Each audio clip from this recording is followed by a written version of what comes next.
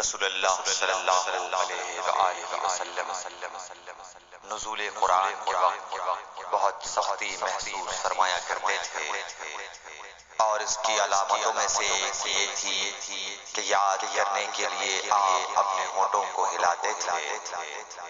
ابن عباس رضی اللہ تعالیٰ عنہ نے کہا، میں اپنے ہونٹوں کو ہلاتا ہوں جس طرح آپ ہلاتے تھے۔ سعید کہتے ہیں میں بھی اپنے ہونٹ ہلاتا ہوں جس طرح ابن عباس رضی اللہ تعالیٰ عنہ کو میں نے ہلاتے دیکھا۔ پھر انہوں نے اپنے ہونٹ ہلائے۔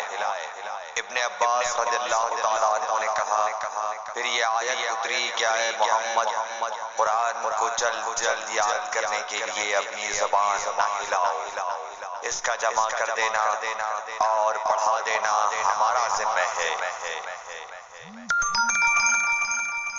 حضرت ابن عباس رضی اللہ تعالیٰ عنہ کہتے ہیں یعنی قرآن آپ صلی اللہ علیہ وآلہ وسلم اور پڑھا دینا ہمارے ذمہ ہے۔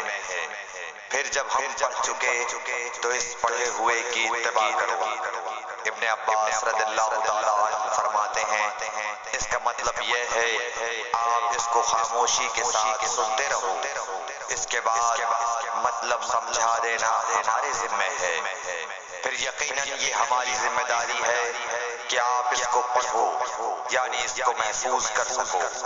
چنانچہ اس کے بعد جب آپ کے پاس حضرت جبرائیل علیہ السلام وحی لے کر آتے تو آپ توجہ سے سنتے، جب وہ چلے جاتے تو رسول اللہ صلی اللہ علیہ وسلم اس وحی کو اس طرح پڑھتے جس طرح حضرت جبرائیل علیہ السلام نے اسے